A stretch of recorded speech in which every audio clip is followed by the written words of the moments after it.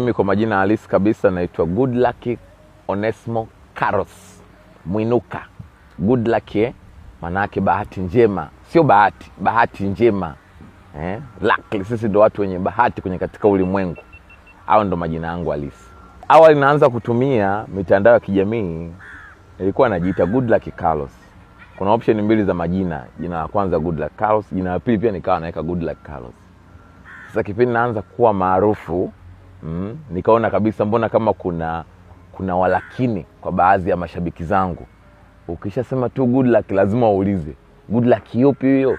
Goodluck Gozbert, Goodluck Jonathan, kipindi hicho ni rais wa Nigeria, au Goodluck Temo, Goodluck nani? Yaani ni Goodluck yupi? Goodluck Carlos. Okay, kwa hiyo nikaona kabisa kumbe na hapa baadhi ya mashabiki utata wa kunitafuta, wa kunisearch kwenye mitandao.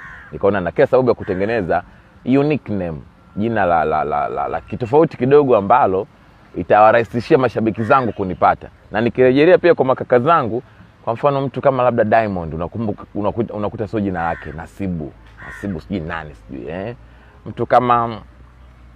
mtu kama Yoti Lucas Muvile. Kwa nikaona kumbe lazima uwe na jina la sanaa. Na mimi nikasema na kila sababu ya kutafuta sasa jina la sanaa. Kwenye kutafuta jina la sanaa haikuwa rahisi.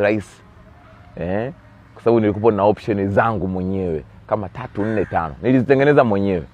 Nikasema hapa niende na Macho au niende na Mwanya au niende na nini. Nikaona hapa niende tu na Mwanya. Sababu nikaona kwenye Macho hapa, Macho, Mr. Macho, sijui Macho official, Macho Dungu, Macho nini. Nikaona Macho yani essence yani kwenye ile tongue ile ulimi kutamka, naona kabisa kama haikai. Nikaona naenda na Mwanya. Lakini pia nilivyosema naenda na Mwanya, bado pia kuna utata. Mwanya ipi? Yaani Mwanya inakaije Mwanya? Mwanya professional, Mwanya official, Mwanya nini president, Mwanya Mr, Mwanya OG, Mwanya, yani Mwanya nini sasa tuweke kitu gani? Mimi ni mtu ambaye nilikuwa namtizama sana Mr Bean na Charlie Chaplin.